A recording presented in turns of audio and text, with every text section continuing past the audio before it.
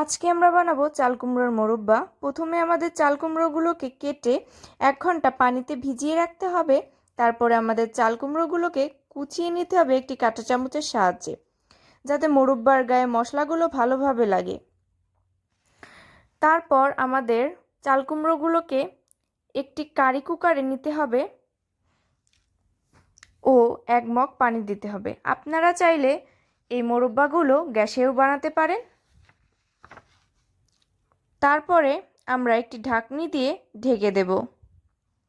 ঢেকে দেওয়ার পরে এটি যখন সিদ্ধ হয়ে আসবে তখন আমরা এর মধ্যে দেব কিছু ছাড়ানো এলাচ, কিছু গরম মশলা এবং 2টো তেজপাতা। তেজপাতা দিয়ে এই মিশ্রণটি আমরা একটি চামচের সাহায্যে ভালোভাবে নেড়ে নেব। নেড়ে নেওয়ার পরে এটি কিন্তু আমাদের লো আঁচে আমরা এটা বানাচ্ছি, আপনারা চাইলে হাই আঁচেও দিতে পারেন। তারপরে আমরা ঢাকনা দিয়ে ঢেকে দেব। ঢেকে দেওয়ার 10 মিনিট পরে 1 চামচ লবণ দেব। লবণ দিয়ে আবারও আমরা ঢাকনা দিয়ে ঢেকে দেব। 10 মিনিট পর দেখব এটি পুরোপুরি সিদ্ধ হয়ে গিয়েছে।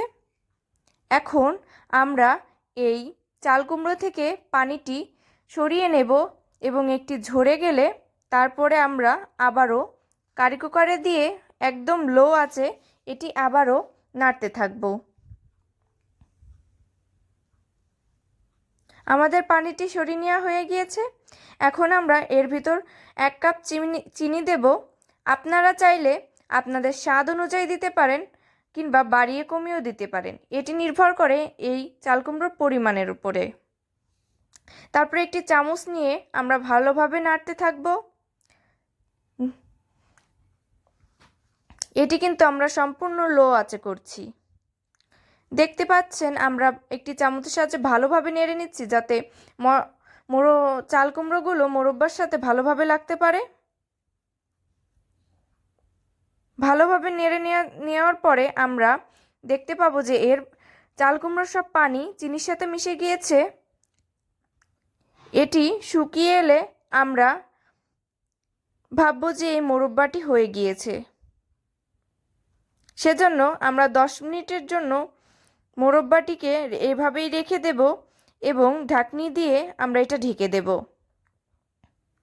10 মিনিট পর দেখা যাবে যে মোরব্বাটির পানি এঁটে গিয়েছে এবং চিনির শিরাটা ভালোভাবে মোরব্বার ভিতর ঢুকেছে।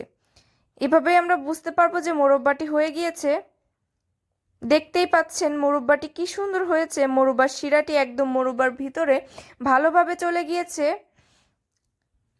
এটি একটি সহজ রেসিপি, আপনারা চাইলে বাসায় বানিয়ে খেতে পারেন। 10 মিনিটেই এটি হয়ে যাবে। আপনারা খেলে বুঝতে পারবেন এটি যে কতটা মজা।